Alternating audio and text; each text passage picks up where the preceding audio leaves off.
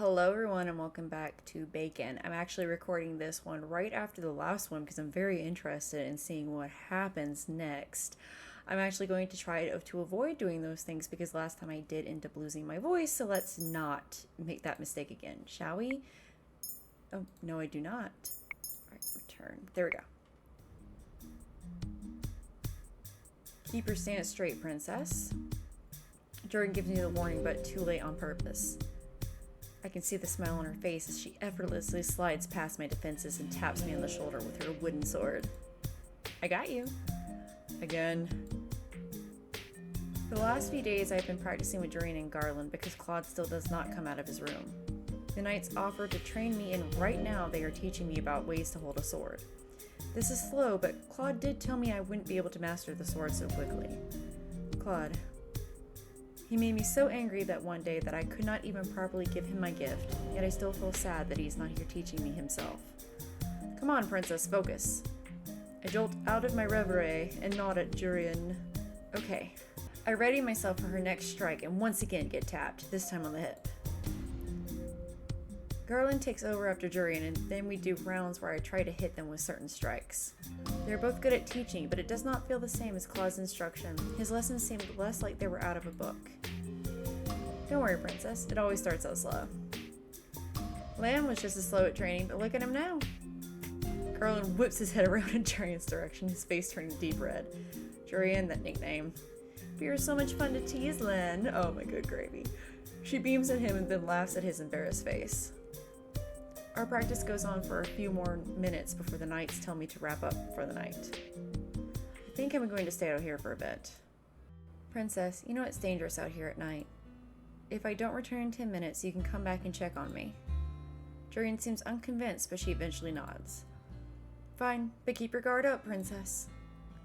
I watch the two knights as they head back. I see Garland put his arm around Julian's waist, pulling her closer. Oh, they're so cute.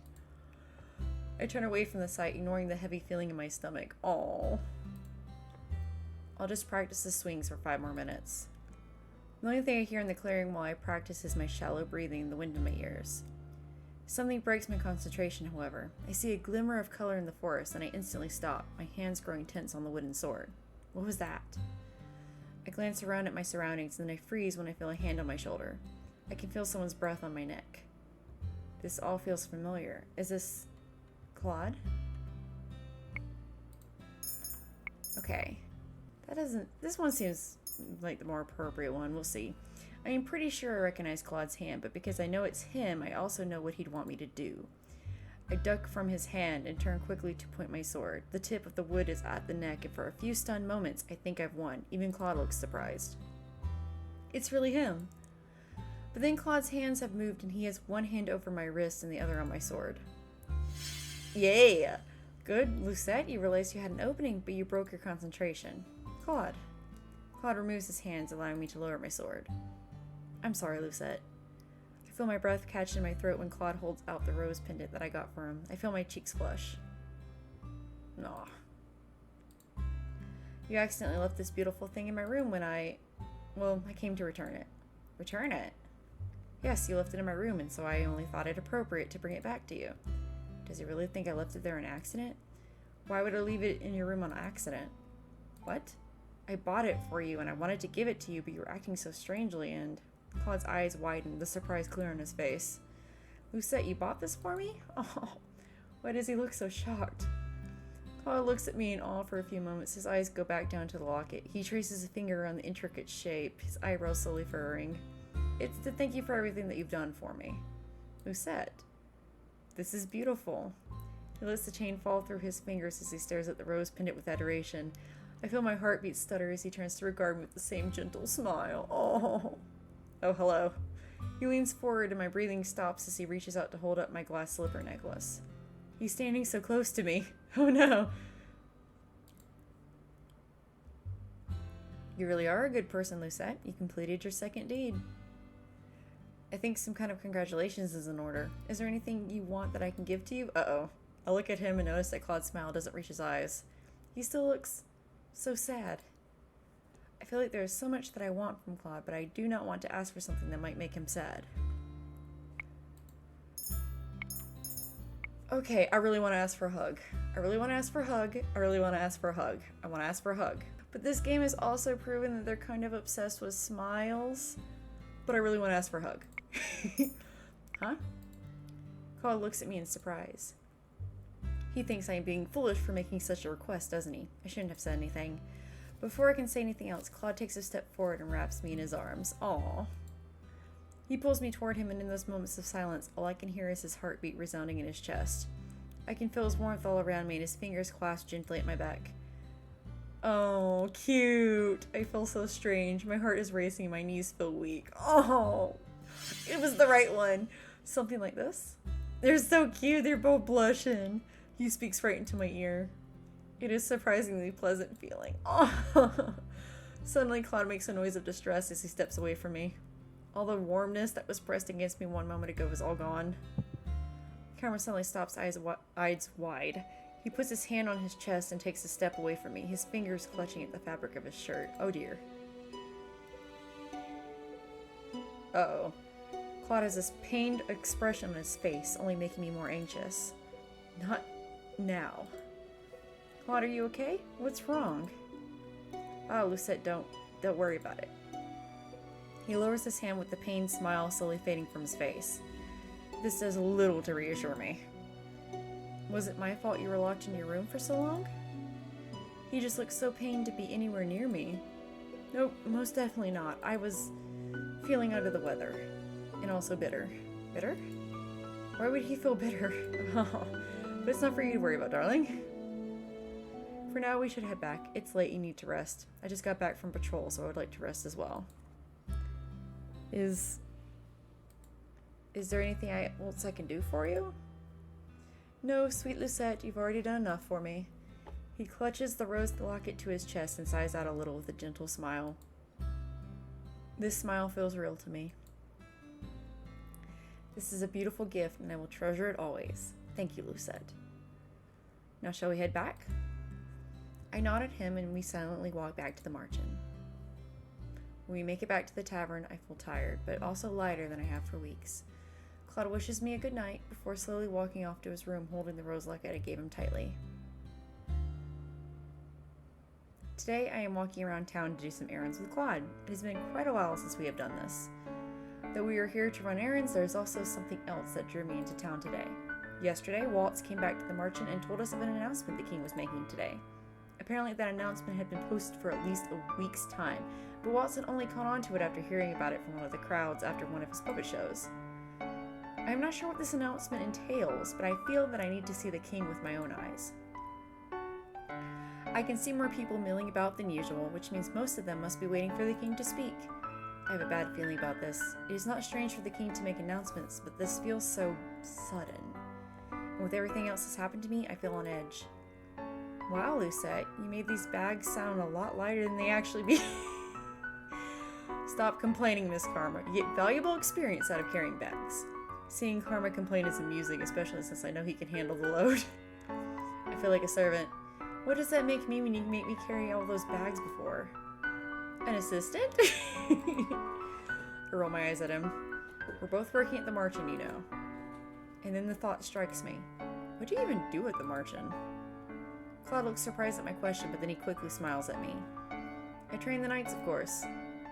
I also attract customers with my beautiful reputation. I start laughing and Claude's face flushes. Darling, I get the feeling you're laughing at me. I wonder. We finish up the rest of our errands and then sit down in the town plaza to rest. Klaude leaves briefly and then returns with a slice of cake for both of us to share as a snack. I have a lot of things I want to ask him, but now feels like the right time to do so. May I ask you a question? Of course, darling. Anything. Do you enjoy dressing like a woman? I don't mind it, really. I feel more comfortable in my own clothes, but I don't mind dresses. I guess if you've had to wear a dress for so long, you'd get used to it. Or guys can just like wearing dresses. I have another question. And what would that be? When I was in your room the other day, you spoke about a woman. Were you talking about the witch who cursed you? Oh no, the woman I was talking about. He suddenly goes silent and lowers his head. His expression fades into something more melancholy, not melancholy, and I feel my heart lurch. Maybe I shouldn't have brought this up. To my surprise, Klaude continues talking. Shortly after I came to Angiel, there was a woman that I met whose smile was as radiant as sunshine. She was beautiful, and when she laughed, everything felt right about the world. Hearing him talk about her makes me uncomfortable. Am I jealous? Klaude watches me quietly as if he is measuring my expression. Eventually, he goes back to speaking. I knew her for many months. Time passed, and I thought we were truly in love, and then He goes silent for a few moments, his eyes distant, his expression pained. Well, some things happened, and I realized she only loved me because of my curse. She was drawn to me just as any other woman is. She seemed so genuine in comparison to the other women, but in the end, Klaude trails off and lets out an exasperated sigh. You were truly in love with her? I was. I've dated many women, but I've never fallen in love with someone who has honestly loved me back. So then the last person he loved was that one woman. Klaude looks at me, and for a few moments he does not speak. Lucette, do you mind if I ask you a question? No, I don't mind. Have you ever loved anyone? My mother, of course. I was referring to a romantic kind of love. Romantic kind of love? What does that kind of love feel like? Allow me to enlighten you. He smiles at me, and it is surprisingly genuine. It can feel simultaneously like floating and sinking. Your heart stutters, and you worry about small things, about offending this other person in some way. You wonder if they'll like what you're wearing, or if they would prefer a sandwich to a casserole when you treat them for dinner. You begin to find beauty in all the things that they do. Their presence makes you feel complete in a way you had never thought of before. You try to imagine life without that person and find that you cannot. To even consider such a thing is painful, so much so that it feels like it might break your heart. Klaude continues talking, but my mind is already whirling. Though he phrases things in a way that feels unnecessarily dramatic, I feel a tinge of familiarity. The things he's describing. Those are the things I feel when I am with him. Oh dear. She's already got there. Before I can say anything, we hear the sound of hooves and the both of us turn. I can see a procession of knights along with the king on his horse. He normally rides in a town like this, but today he's not smiling, and there are way too many knights riding with him. And is that Sir Alcaster? Let us go find a place to stand and watch. As you wish. Klaude walks with me into the crowd gathering around the king, and we find a spot to spectate at the very edge, closer to the alleyways. My beloved citizens of Angiel, I have come before you today to make an important announcement. Ever since I was given this crown, I have sworn to live my life for the people and to rule in all fairness so that our kingdom could enjoy great peace. The crowd breaks into applause. I stare at the king, an uneasy feeling in my stomach when I notice that there is sadness in his eyes, though he is smiling. Then I notice Sir Alcaster appears to be hiding a smile. I do not like where this is going. The king's speech goes on for long minutes after that, with him detailing the commitments he made, the goals he set, and finally his love for the people. The audience around us claps and cheers, but Klaude and I are silent. Something is not right. I nod in response. To this day I keep this promise. I would never break this oath, for it is the foundation on which I rule. The audience claps again, but I am silent, watching the king intently. Unfortunately, the unwelcome news that I bring to you today gives me reason to hand this foundation over to someone else. I have fallen terminally ill. The king's proclamation is met with shocked and angry chattering from the audience. I cannot hear anything that is being said over the cacophony of voices, but I know that the audience is dissenting. I stiffen as I stare at the king. He is lying. I can tell by the firm set of his jaw and the way his eyes flicker across the crowd faster than they ought to. The king has lied to me so many times before that I can recognize when he does it all. Can I just point out again how that is really freaking sad that her father has lied to her so many times, but people wanted to assume that he tried.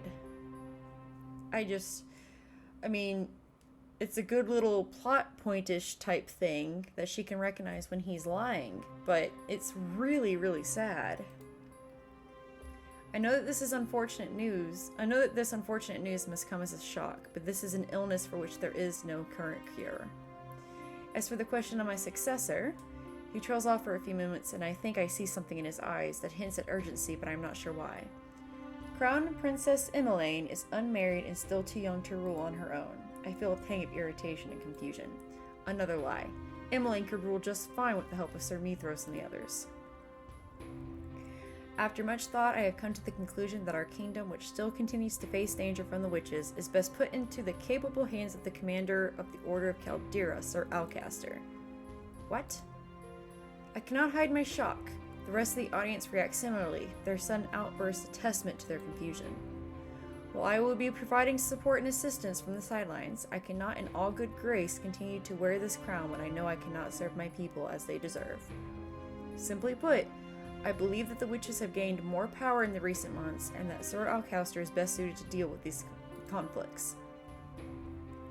The fairy tale curse runs more rampant these days, and there have been more reports of incidents involving magic. The murmuring continues, except now the town folk sound panicked. Panic! Panic! This cannot be true! I do not miss the reluctance in the king's next words. Sir Alcaster has also suggested a number of remedies to our laws, especially concerning our security and work hours. I believe that Sir Alcaster can better rule this country in these turbulent times. Please show him all the love and loyalty you have shown me. That bastard. Klaude has a foul expression on his face, and his words feel heavy, even in a low whisper. I know the king. He takes every duty upon himself, and he would never hand his crown to someone else. Once Sir Alcaster comes to stand on the podium, he silences them with a glare. Citizens of Angiel, I swear to you that I will serve you as well as Gennaro has.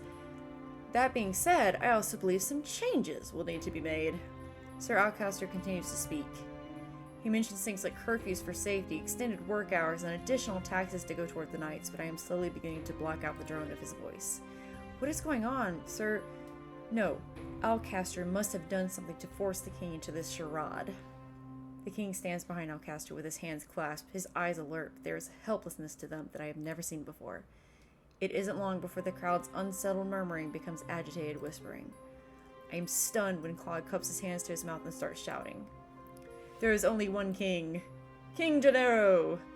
Klaude grips my hand and starts leading me around the outskirts so that people cannot spot him as he continues his shout. The crowd begins to chant along with Klaude, and then they draw nearer to the stage where my father and Alcaster are standing. There's only one king, King Gennaro!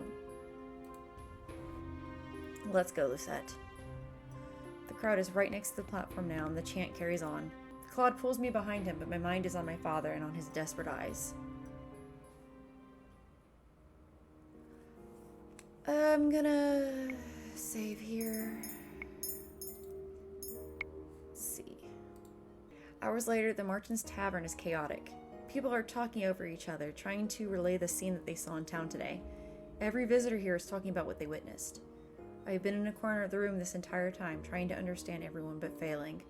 Delora and Parfait are not here to calm all of this chaos. Hey, Princess, how are you feeling? I almost jump when I hear Rumpel's voice. Surprised? I can feel when a damsel is in distress, milady. Oh, flip. I am really not in the mood for your flirting, Rumpel. Oh, my apologies. I thought you might have wanted some cheering up. Rumpel. Where's your partner? He went out to town to survey the situation. Karma doesn't do anything around the tavern, but he does a whole lot for you, doesn't he? I suppose it's the least a man in love can do. I feel myself blush. What is Rumpel going on about? Princess, you're pink! I am not. My mind feels all scrambled now. This is all Rumpel's fault. Thankfully, before Rumpel can continue talking, the door opens and Delora walks inside to call all the marching boarders into their reception room. When I step into the reception room, I am surprised to see two familiar figures standing beside Parfait. Emmeline and Rod. Both of them look downtrodden and discouraged. Everyone is noticeably shocked as they step inside. The prince and princess, where did they come from? What is happening at the palace? What of Queen Ophelia? We need silence in the room, everyone. Delora raises her voice, effectively causing everyone to pause. She glances at Parfait, who nods, and then turns to look at Rod and Emmeline. Princess Emmeline, if you would tell everyone what you told Delora and I. The room is unnaturally quiet as Emmeline begins her story. She starts with the events of 1 week ago. In the middle of a family dinner, Alcaster burst in with soldiers and seized her, Rod, and Ophelia in front of the king. Sir Alcaster said if the king did not hand over his crown, he would kill us. We had no idea a coup would be staged. The 3 of them were taken down to the prison cells, with Ophelia taken to a separate cell. Sir Fitzgerald helped us escape, but only just barely. Fritz, are you openly disobeying your father? I hope that he is safe. Alcaster wanted to kill the king, but I'm sure he still will.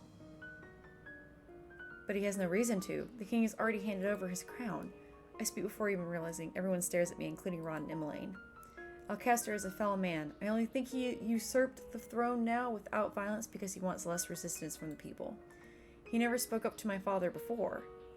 Did you just say father? It's a long story, Emmeline looks between Rod and I, her expression confused. You know each other? We do. Yeah, he's the guy who decided that ruining this girl's life was worth it because she was kind of mean to you guys. Yeah, making him just as terrible. Emily looks like she wants to say something, but she remains silent. I'm doing your route next, mister. And I'm gonna make fun of you so hard because I have been told how adorably sundear you are, apparently. Our mother is still inside the palace. We need to save her somehow, and Sir Fitzgerald. What happened to Fritz? We don't know. He helped us escape, but we were spotted at the last minute. He told us to run ahead and leave him behind. We didn't see him again after that, and we couldn't just wait, so Rod brought me here. Right now we need to piece together this situation as quickly as we can, and then we need to figure out a way to save the king. So everything's finally coming to a head, so maybe it is only 10 chapters? I guess we're gonna find out. I knew Alcaster was up to something, but I never thought he would escalate into this. Jurian, what do you know about this? Garland and I weren't stripped of our titles because we disobeyed Alcaster's orders. It was because we overheard Alcaster plotting something and tried to tell the king of his plot. We gave him a warning, but the king did not believe us, not with Alcaster and Mithros whispering into his ears. The king didn't think Alcaster was possible of such a betrayal. He thought we were trying to turn him against Alcaster for our own gain. Of course he freaking did. And so, Alcaster stripped us of our titles and banished us from the palace. Lady Parfait found us, and while we were happy to help out at the tavern, we also intended to eventually do something about the mess in the palace. So Alcaster has been planning to do this all this time?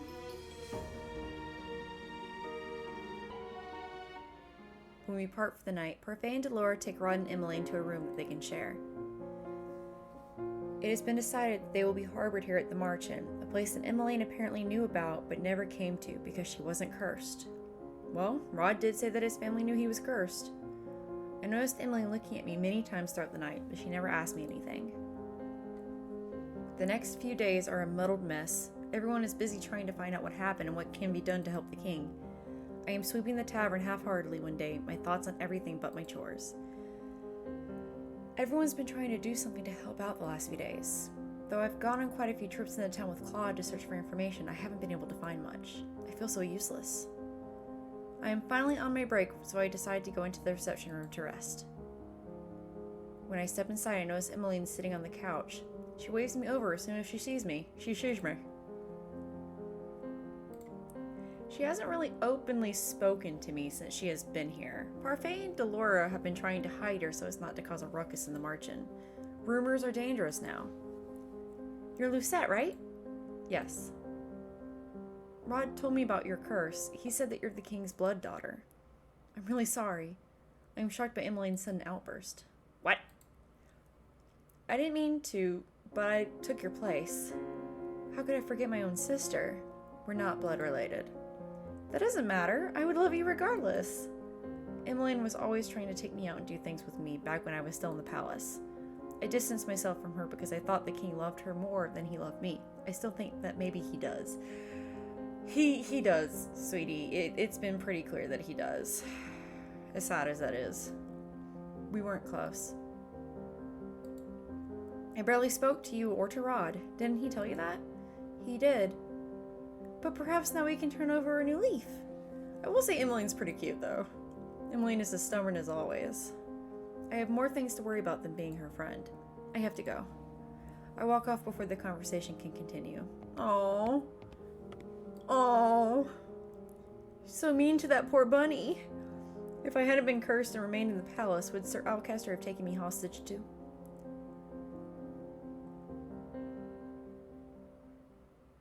The hours tick by, and as the tavern is emptied for the day, Delora calls everyone together to explain what she and Parfait have pieced together about the situation. I'm going to save again. It's been a while since I've had any decisions or that since there's been an interlude. Goodness. Alright everyone, we've come upon some new information.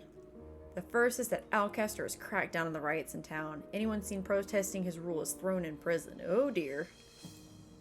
The king always valued the people's opinions. Alcaster does not want opinions. He only wants to rule with an iron fist. Our patrols have shown that there is overall more security in the palace and around the town. They've been charged with keeping people quiet in whatever ways they possibly can. As we heard from the prince and princess, things are most turbulent in the palace. The king is still alive, but it is unlikely he will stay that way for very long. One thing is clear. Given Alcaster's motives to take over the kingdom, I doubt he will rest until the king is dead. The king's men have turned against him, and even if there are loyal soldiers still left in the palace, we cannot contact them right now. Rescuing the king and queen will be on us then. Haha. We just so happen to have people in the tavern that have a shot at rescuing them. Prince Rod has the key to a secret passage we can use to break into the palace. Secret passageway? But only the king and the commander of the knights have the key to that passage. How did they get a copy? Who is going to join us on this mission? Durian and Garland both volunteer immediately, followed shortly by Klaude and Waltz. I'll go too. The room goes quiet as I step forward and volunteer. Princess, we can't just allow you to put yourself in danger. I look at Klaude, who is staring at me shocked. I took up the sword so I could protect those I care about. Princess, you don't have nearly enough practice. But I can help. I still have time to learn. I agree with Parfait, Princess. Shut up, Delora. No one cares. The palace isn't the place for you to try out your newfound sword skills. No one cares about you, Delora. Go away.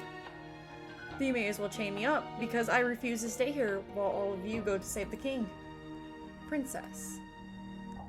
Well, she has been practicing with the rest of us. Don't encourage her, Durian. Shut up, Delora. It's been a while since I've told her to be quiet. But it's not like any of us can stop her anyway. You're right. The princess is quite stubborn. Klaude agrees with Durian, but I can tell that he does not like the idea of me going along with them. If only we had the time to get reinforcements from Karma's country. Karma's country? Brigantia. How is it possible that a Brigantian citizen can simply ask for reinforcements? Karma is the crown prince of Brigantia. There is some shuffling in the room as everyone turns to gawk at Klaude. Rumpel, Anise, Rod, and Emmeline all look shocked by this revelation. You're the Lost Prince? Lost Prince. It sounds like such a tragedy, doesn't it? Anise suddenly looks distressed as she fiddles her thumbs. All this time and I never knew. I'm so sorry, Your Highness. There's no need for formalities, Anise. But I am the Lost Prince after all. I keep my lineage a secret because right now I am just a normal commoner. But you're the prince. Couldn't you still ask for reinforcements? Even if I did ask for reinforcements, I'm pretty sure they would never come in time. Besides, I can't go back to my kingdom yet. He cannot go back while he's still cursed. The conversation continues in a more solemn tone. Eventually, we start speaking of our plan to enter the palace. When the details are all finalized, I repeat everything to myself to make certain that I know what is meant to happen. Waltz will lead us to the palace then, and Durian and Garland will follow right behind him, watching for the most immediate enemies. Leave it to us. We'll deal with any resistance before it touches you, Princess. And Karma will be watching from the back along with Delora. A witch and a prince for backup. Delora smiles wryly. I don't know how to say that. I know what it means. Riley. Really? Darn it. Whatever. Delora smiles. Klaude rolls his shoulders. Someone correct me there. I like to think of us as more of the closing act. Though if all goes according to plan, we will have no need for either the opening or closing act. It is a small task force, which is better. The smaller the better. The last thing we want is to be noticed. We decide to meet again over the course of the next week to finalize our plan and carefully survey the situation in town before parting. Klaude is taken to training me, Jurian, and Garland at the same time. Just the other day, he had all of us attack him together. Even though I am nowhere near as good as a trained knight, I still managed to hit him once. I feel like things are coming to some sort of conclusion, and yet I still haven't done 3 good deeds. Today we finalized our plans for getting into the palace. We have mapped out where the king and Ophelia must be in the prisons, where the guards might be positioned, and how we plan on sneaking in. I just had a thought. So when she turns 18, which is very soon, and she's able to break any curse, does that automatically mean that her curse will be broken on her 18th, since she'll be the bearer? I sit down on my bed and am about to lay down when I hear something. Hello, love. You just walked right in. My, you're red. Were you thinking about me? I noticed he has one hand on his chest tonight, but then he has been doing that more often lately. I noticed it during practices and sometimes when I catch his eyes. Is he sick? Darling? I shake myself at the sound of Claude's voice. What if I was changing? You could have knocked. Well, you didn't seem to have a problem when you walked in on me changing without announcing yourself. Yeah, That's different. No, it's not. He strolls inside and steps closer to me. He smiles at me mischievously. I have a weird feeling that's going to become like their thing, where like they don't walk in on other people, they just walk in on each other, and that's going to be their thing. Oh, how so? Yeah, Lucette, how so? Cat got your tongue? Klaude shakes his head, his smile softening. I really didn't mean to come in to disturb you. I just have something important I need to say to you. Klaude kneels in front of me and furrows his eyebrows. Oh, it's another artwork. I'm gonna save. I want to insist you reconsider going to the palace with us. As Parfait and Delora have said many times, it will be dangerous. Nothing you say is going to change my mind. I want to do what I can to help everyone. Yes, and that terrifies me. Terrifies you? If your stubbornness leads to you putting your neck out there for someone, I would never forgive myself for your injuries. If you want to help me, stay here, where you will be safe. I'm not some damsel that needs to be protected. Lucette, all I want is for you to stay safe, so that when we save your father, you can face him with a smile. I won't be able to face my father unless I am one of the people to save him. Stubborn as always. I sigh, irritation welling up in my stomach at the look of Claude's face. He's calling me stubborn, but he's being stubborn about this. You said I've improved with my sword fighting. You have. You've improved so much because of your resilience and drive, and because you're genuinely interested. It's because I have a good teacher. Aww. Your compliment is gentle music to my ears. Aw, you guys are so cute. Your compliments mean a lot to me, Lucette. My eyes fixate on his soft smile and at the gentle crinkles at his eyes. Our eyes lock, and for a few moments I am unaware of a slight energy between us. I glance away hurriedly, not entirely sure of what would happen if I kept staring at him. My heart beats unsteadily in my chest. Earlier today I comforted your sister when she started crying about the things that had happened in the palace. Emmeline? Why would he comfort her? I saw her crying downstairs in the reception room earlier today without anyone there. She is a rather sweet girl. I keep thinking that the two of you are completely different. You're both strong-willed and stubborn, but she wears her emotions on her sleeve while you keep it all inside of you. I'm not hiding anything if that's what you were implying. Mother always told me crying was weak. Klaude stands up and leans forward. Before I know it, I am in his arms. Oh, Lucette, I'm always here for you. I feel flustered again. My mind feels foggy. I can barely comprehend what's in my mind or in my heart. Okie dokie. Alright, let's see. Well, every time he's ever done something nice, I don't know why she would need to say I am sorry. So we're gonna go thank you. You never need to thank me, Lucette. But you've done so much for me. It's not just the sword fighting, it's your patience, your company, your saving me when I needed help. That's not true. I'm pretty sure I'm the most selfish person in this tavern. All I ever want is things for myself. Yeah! I never thought you were selfish, Klaude. Aw. He puts a hand to my cheek and looks at me solemnly. You don't think that me wanting you is uh-oh. Okay, first I said uh-oh wanting you, and then I said uh-oh also for that sudden blink Suddenly he steps back, his hand on his chest, his breathing heavy. I stare at Klaude with wide eyes. That definitely has to have something to do with the tattoo. That's very clearly something to do with that tattoo that's on his chest because he keeps grabbing at his chest. And the tattoo is changed. So if this is a Beauty and the Beast curse and he has the Beauty's curse, I wonder if it's Beauty and the Beast, will he transform? It could still be Sleeping Beauty though, because he only said it was the Beauty's curse, but he also hasn't really talked about it. If it's Sleeping Beauty, which also has stuff to do with thorns and roses, what if he goes into a coma? So he might transform or he might go into a freaking coma. Suddenly he steps back, his hand on his chest, his breathing heavy. I stare at Klaude with wide eyes. Klaude, are you okay? I'm fine. He sighs out slowly, but he sounds obviously pained. I'll go get Anise. No. I'm fine. I'm fine. I swear, it's just a spell of dizziness. But you... He manages a small, tight-lipped smile before he straightens and shakes his head. His hands are visibly shaking. I can see why if he did fall asleep, go into the coma, he wouldn't be able to help or protect Lucette, but he's also been getting real angry, like has the attitude, so I'm really leaning towards Beauty and the Beast. He manages a small, tight-lipped smile before he straightens and shakes his head. His hands are visibly shaking. I must be tired. But Klaude, do not tell anyone about this, okay? I don't want them to worry. Why is he always so stubborn? He is obviously in pain. I clench my hands into fists as I frown at him. Why must you always be so secretive? You're keeping something from me, Klaude. I'm sorry, Lucette. Klaude abruptly leaves the room, leaving me with my fragmented thoughts.